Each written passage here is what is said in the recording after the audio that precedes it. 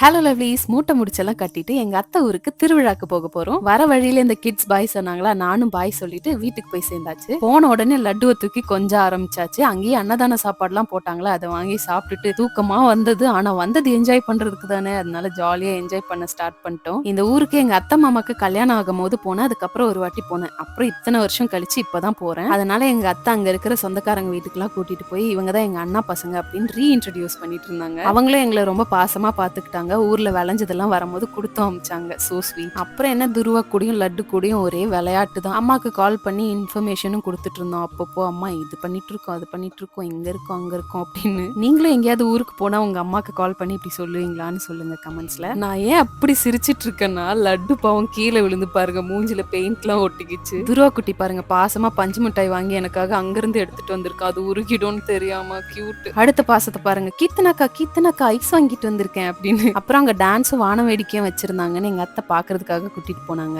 Rocket வெடிச்சதுல நாங்கெல்லாம் பயந்துட்டோம். அதனாலதான் அந்த சிரிப்பு எனக்கு. அப்புறம் மாமா வந்து எல்லாருக்கும் ஐஸ்கிரீம் வாங்கி கொடுத்தாங்க. அதை சாப்பிட்டுட்டே டான்ஸ் பார்த்துட்டு இருந்தோம். இது என்ன டான்ஸ்ன்னு எனக்கே தெரியல, நீங்க கமெண்ட்ஸ்ல சொல்லுங்க. நீங்க அஃபண்டானாலும் பரவாயில்ல, எனக்கு இந்த மாதிரி டான்ஸ் எல்லாம் பிடிக்காது. ஸோ அங்கிருந்து நாங்க வந்துட்டோம். வீட்டுக்கு வந்து அவங்க எப்படி ஆடினாங்கன்னு பிரபா எங்களுக்கு ஆடி காட்டிட்டு இருந்தா. செம்ம சிரிப்பு, பயிறு வலிச்சது சிரிச்சு சிரிச்சு. தென் துருவாவும் ஜாயின் பண்ணிக்கிட்டான். இப்படி சிரிச்சுட்டே தூங்குறதுக்கு நைட் 1 மணிக்கு மேல ஆயிடுச்சு. சாமி ஊர்வலம் வந்துச்சு. இதுக்கப்புறம் என்னாச்சு நெக்ஸ்ட் ஷார்ட்ஸ்ல பார்த்து தெரிஞ்சுக்கோங்க. பாய்.